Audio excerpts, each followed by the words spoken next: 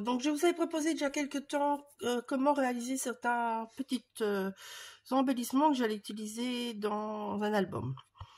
Donc ici maintenant je vais vous montrer comment j'ai colorisé avec les polychromos. On va un peu parler polychromos. Moi j'ai pas des tonnes de crayons parce que bon financièrement c'est déjà un gouffre quand même les crayons. Et quand j'achète, j'aime bien acheter la boîte complète.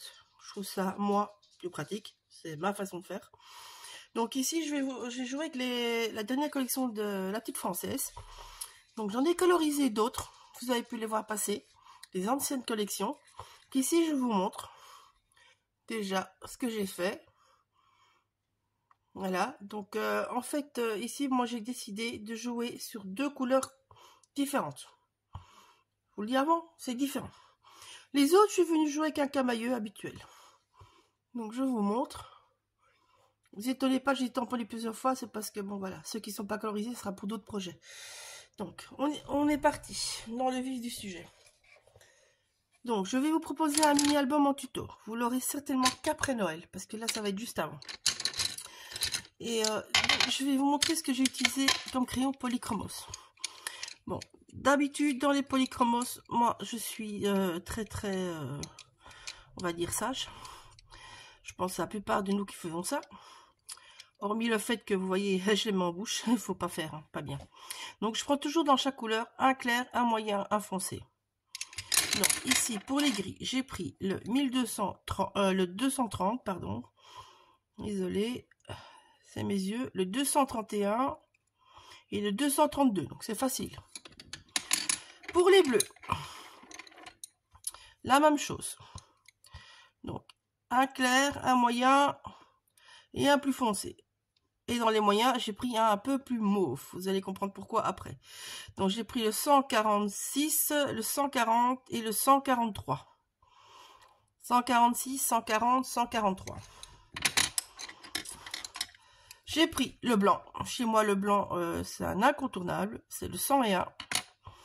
Et alors voilà, ici, je n'ai pas joué sur les trois couleurs. Donc un clair, un moyen, un foncé.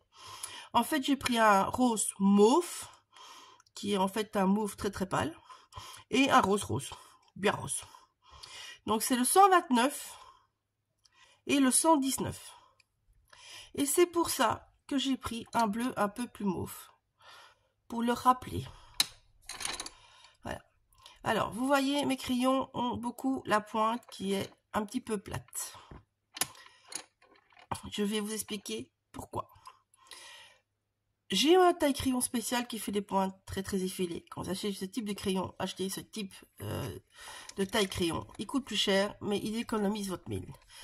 Vu le prix du crayon, c'est un bon investissement, je vous assure. Alors, moi je travaille avec la mine plate, tout simplement. Bon, je vais pas... je vais prendre celui-là quand même. Donc on va dire il est très pointu, voilà votre trait. Ici, il n'est pas assez pointu pour avoir un trait super fin. Ici, si je mets sur le bord pointu, j'ai très fin.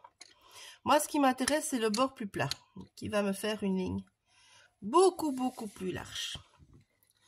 Vous voyez? Cette ligne beaucoup plus large, en fait, moi, elle me permet de remplir mon personnage sans faire vraiment de traces de crayon, en fait. Alors, le papier. Dernière chose importante. Avant, je faisais ça sur n'importe quel papier. Puis, c'est... Quelle scrapeuse? Je crois que c'est Marlène Ars qui a beaucoup plus de gamme de crayons que couleurs que moi. Mais bon, voilà. Et qui joue plus avec. Donc, voilà. Elle a beaucoup plus d'expérience du coup que moi. Moi, c'est vrai que je pars quand même du mixed media et du scrap européen. Donc, je suis loin quand même. Donc en fait, elle nous avait conseillé d'utiliser les polychromos sur un papier aquarelle. Je vais vous montrer. Il faut pas le cher. J'enlève parce que voilà, j'ai tamponné d'une autre marque dessus. Donc voilà. Donc le Watercolor Paper de Florence en 200 grammes. Il faut pas plus. 200 grammes, pourquoi? Parce que c'est facile à détourer et que les motifs, c'est toujours facile quand ça s'écourt. Je rangerai après, ça sera mieux, Val. Et en fait, avec ce papier, ben, vous avez vraiment un effet nettement mieux. En fait, il est lisse, mais il a quand même un grain très fin. Et c'est vrai que ça accroche bien les pigments du crayon. Donc voilà. Donc je commence par avoir mes crayons un peu plats. Et puis je viens les tailler pour faire la finition. Vous allez voir. Donc on va commencer par le bleu. Donc comme pour beaucoup de crayons, en fait, vous voyez, donc ici, j'ai dû le tailler, donc il est plus tout à fait plat. Moi, je viens exprès le mettre plat, quand ma ligne est assez large. Voilà, là, ma ligne, pour moi, est assez large. Je viens remplir tout. Avec d'autres crayons, vous n'allez pas pouvoir le faire. Hein. Mais les polychromos, on peut facilement revenir sans saturer son papier. Donc, vous venez vraiment remplir tout. Vous voyez, je ne passe que dans un sens. Voilà. Maintenant, je vais prendre mon plus foncé, qui lui est plus pointu. Parce que lui, je vais en mettre déjà beaucoup moins. Ça, c'est déjà une chose. Je viens créer mon dégradé. Alors, là, je viens faire des petits ronds, en fait.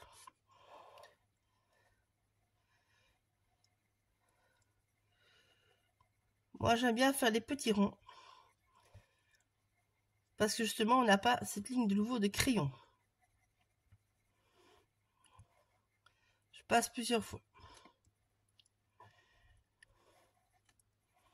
Je vais aller un peu plus loin.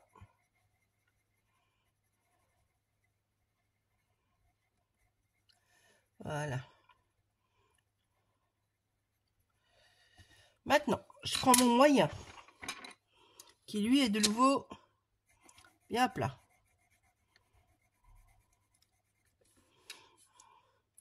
Je viens dans le clair et dans le foncé, à la jonction. Je continue mes petits ronds. Alors, colorier au crayon de couleur, que ce soit les polychromos ou les autres, ça prend du temps. Mais c'est une pure détente. Donc là, je commence à créer mon dégradé, en fait. Pour donner du volume à mon cœur. Moi, je veux qu'il soit juste joufflu d'un côté.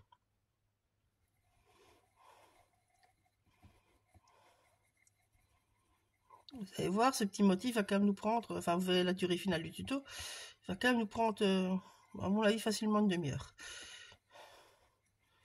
Donc vous voyez, ça commence à se fondre. Là, je reviens avec mon moyen dans mon foncé. Je viens les fondre.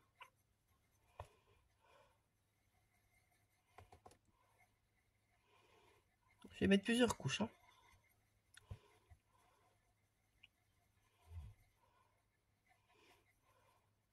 Sans saturer mon papier. Plus important. Voilà. Ici, je prends mon plus clair. Donc il était déjà plat, vous vous rappelez, j'avais déjà fait. Et je viens bien ici.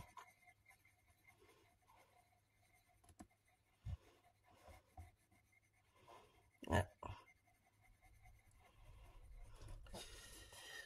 Moi après, perso, quand j'ai rempli, je viens faire dans l'autre sens. Les mêmes lignes. De toute façon, j'ai des boules en dessous. Voilà. Ça me fait une petite trace. Allez, tout se marque avec le crayon. Hein. Si vous faites ça sur votre table de salon, de salle à manger, mettez un bloc de feuilles en dessous. C'est ce que je fais tous les soirs. Donc voilà, ici je viens vraiment aller dans mon moyen. Je reprends mon moyen. Et oui. Et je viens faire la même chose. Voici, j'appuie un peu plus parce que mon papier est presque saturé. Donc je peux, enfin moi je peux y aller plus fort, on va dire.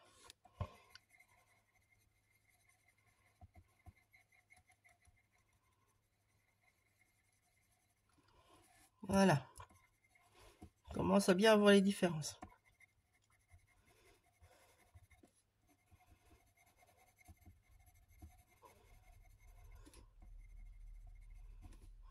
Vous voyez, on voit les différences. Hein. Ici, mon plus foncé. Oui, je pars du bord plus foncé et je viens complètement le fondre avec mon moyen.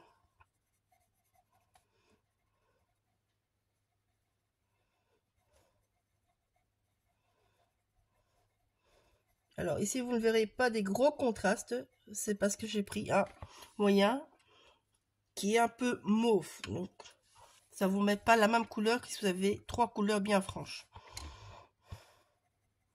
Mais c'est ce que je voulais. Je voulais ce petit rappel de bleu, mauve, lavande qui me plaisait énormément.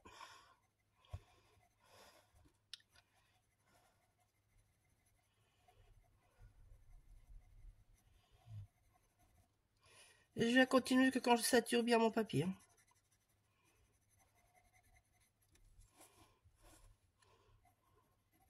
Moi, j'aime bien travailler en plusieurs couches. D'autres font les couches directes, comme Marlène d'ailleurs, elle fait les couches directes. Mais bon, je vous dis, elle a beaucoup plus de pratique que moi. Je pense qu'à un moment, j'arriverai comme elle à faire des couches d'un coup. Mais bon, je ne suis pas encore à ce stade-là. Mais vous voyez, on peut y arriver. La même chose, je recommence, je refonds. Hein. C'est pour ça que je fais en plusieurs couches. Perso. Tant que mon dégradé ne me plaît pas, je continue en fait.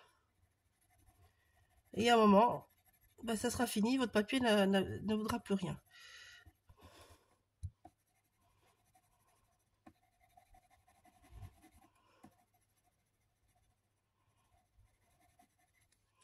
Voilà.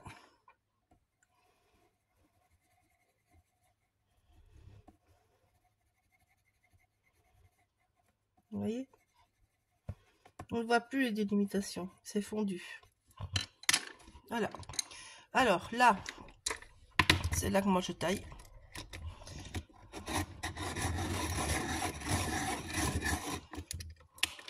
Vous voyez les pointes que ça vous fait? Et là, en fait, moi je viens mais vraiment marquer le coin à fond. Parce qu'on peut faire les grades avec plusieurs crayons. Mais suivant comment vous appuyez la largeur de votre mine, vous pouvez faire un autre dégradé. Là, il faut faire gaffe, vraiment, de ne pas faire de grosses traces. Moi, je viens faire ça à la fin, quand mon papier est déjà bien saturé. Comme je dis, enfin, saturé. Je sais pas si c'est le même thème qu'en aquarelle. C'est vraiment pas mon point fort, tous ces mots-là, donc... Mais bon. Vous voyez, en fait, j'ai 1, 2, 3, 4 couleurs, avec 3 crayons. Voilà.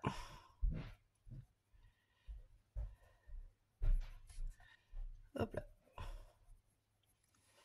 Alors, pour le petit nounours, ça va être légèrement différent.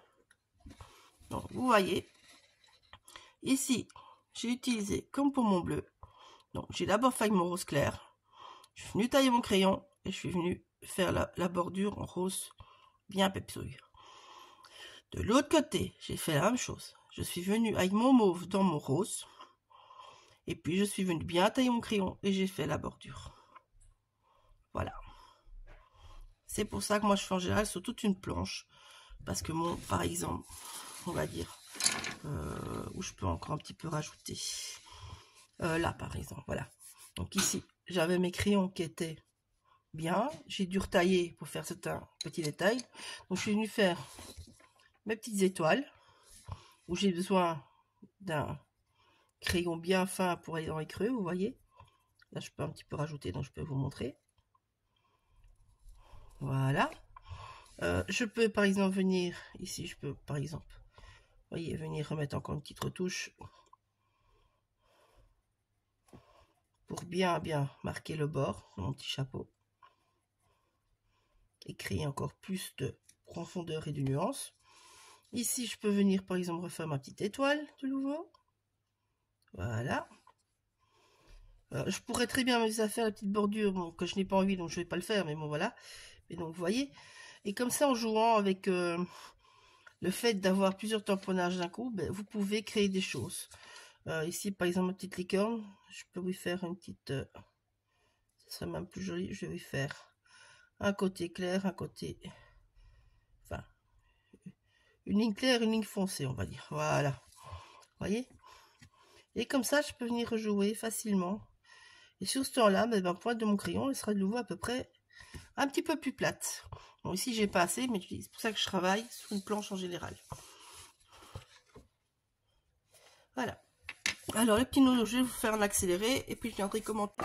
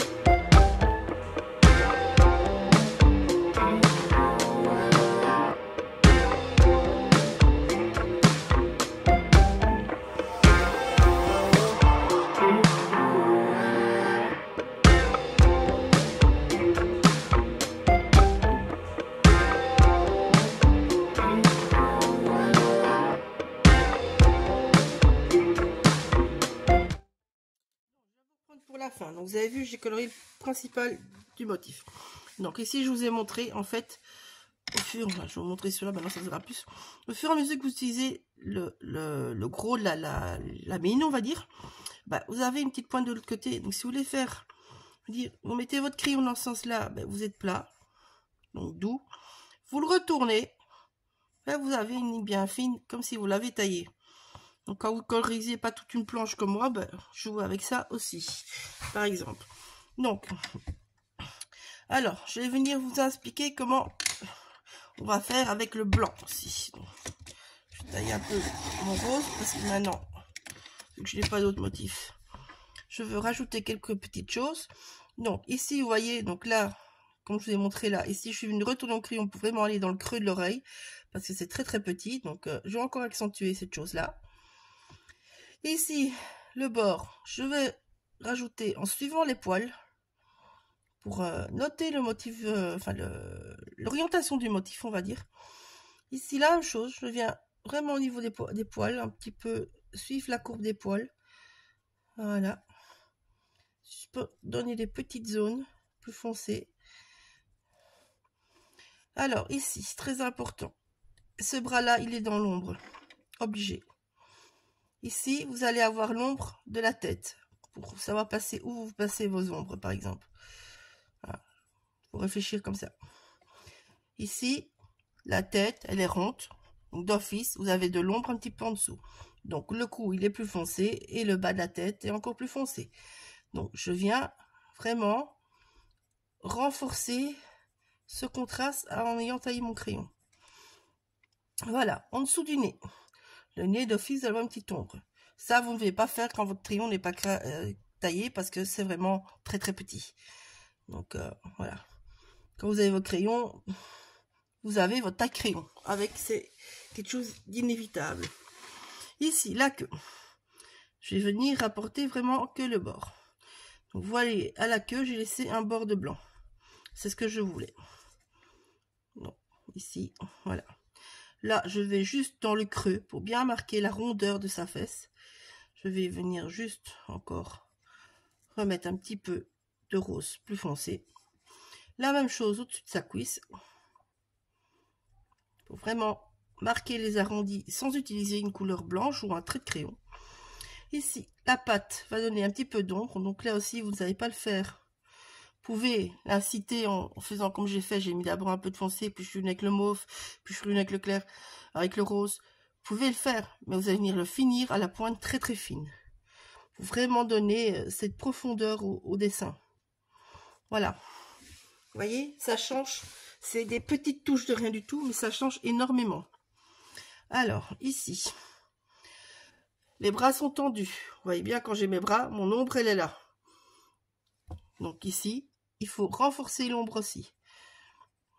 Là, j'aurais même pu aller un peu plus avec mon crayon pas taillé d'ailleurs. Donc, je vais devoir faire gaffe parce que j'aurais pu aller un peu plus fort. Voilà. Du coup, vu que j'ai pas été assez loin, je vais aller avec mon crayon. Donc, je n'ai pas utilisé le morceau plat, j'utilise le morceau biseauté. Pour venir fondre les deux couleurs. Parce que là aussi, il me faut un mauve un peu plus foncé. Voilà.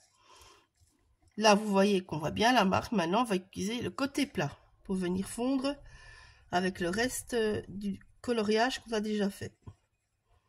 Voilà. Vous voyez? C'est le même crayon, hein.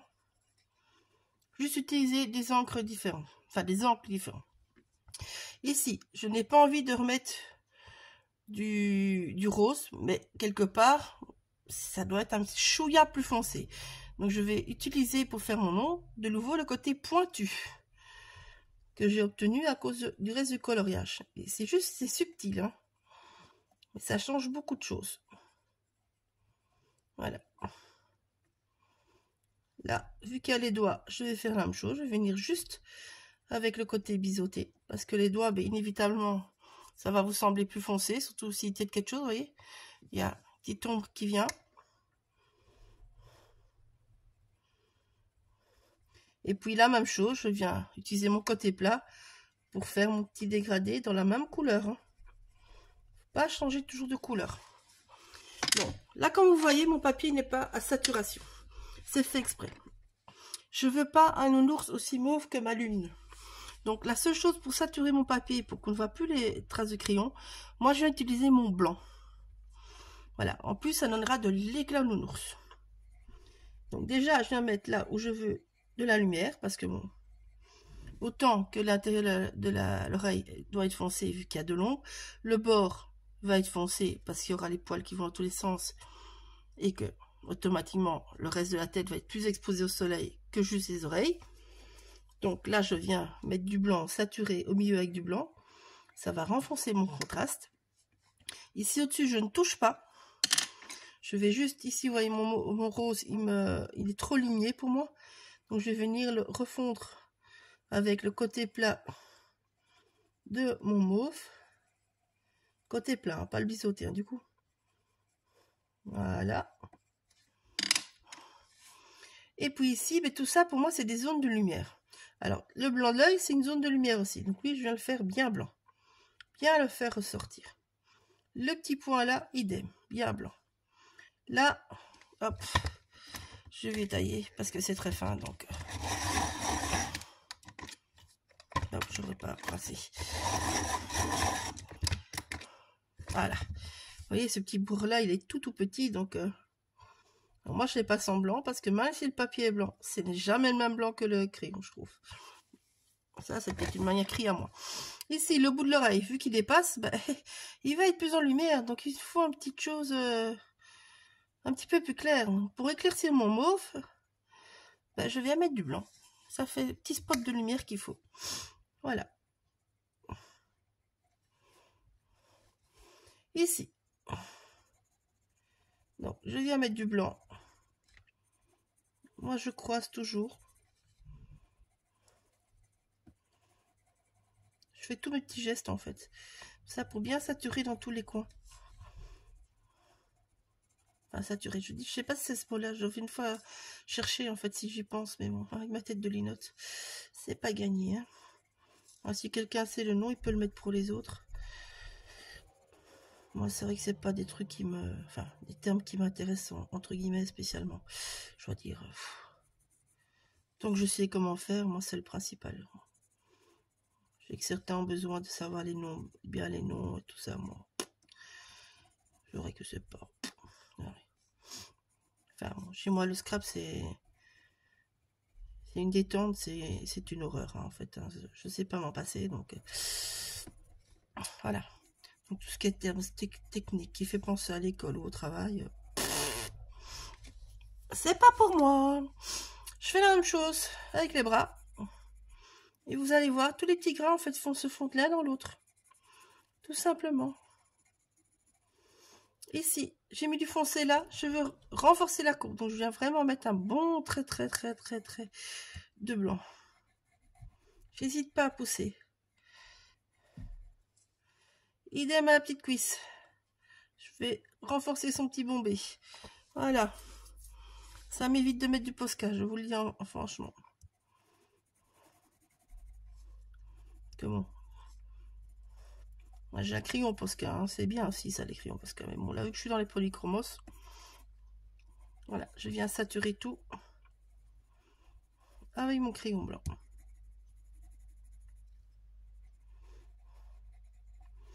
Il fait la petite extrémité bien choupinou et la petite queue bien blanche, comme l'oreille au-dessus. Et vous voyez, on peut dire que le blanc n'apporte rien, mais le blanc, si, il apporte. Alors, ici, par contre, je pense que j'étais un petit peu trop loin, donc je vais remettre un petit peu de mauve. Ouais, c'est mieux ça. Voilà. Je travaille jusque quand ça me plaît. Hein. C'est pas...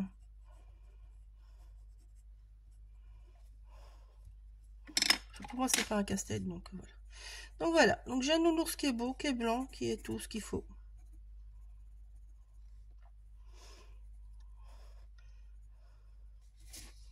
Voilà. Ici, dans mon petit cœur, ben, je vais déjà faire ma petite ligne aussi. Je vais lui donner un petit côté curly. Vous voyez, le blanc, de toute façon, il marque. Hein. Faut pas avoir peur, ça marque, hein, le crayon blanc. Voilà. C'est plus subtil que si vous mettez autre chose, mais voilà, ça marque. Donc, comme j'ai fait par ailleurs, en fait, j'ai fait des petites... par exemple, dans les étoiles, j'ai fait des petites lignes comme ça. Ici, en fait, je vais venir faire des petits points. Parce que j'ai fait des petits points aussi. Pour rendre ça plus girly. Je fais des petits points sur les petits pots et tout. J'avais envie, des petits points. Donc ici, j'ai pris un stylo gel doré, bêtement. Voilà, on va laisser là. Et alors, je prends mon crayon plus clair pour faire juste l'intérieur de ces petits non-œils. Mais là, très doux. Et le côté très plat. La petite truffe. Je vais choisir, hop, je vais le retailler. Un de mes gris foncés. Donc les gris, vous les avez pas vu faire, mais bon. Ça revient même que les deux autres couleurs, donc c'est pas grave. Bon, là, je m'amuse pas à faire de dégradé, hein, je vous le dis franchement. Voilà. Lorsque mon stylo gel sera sec, je viendrai juste repasser en noir à l'intérieur des yeux. Comme je l'ai fait sur celui-ci pour bien les faire ressortir. Parce qu'ils sont trop mignons. Voilà. Bisous, à bientôt. Je reviens pour vous montrer tout le reste du tuto mini-album. Bisous.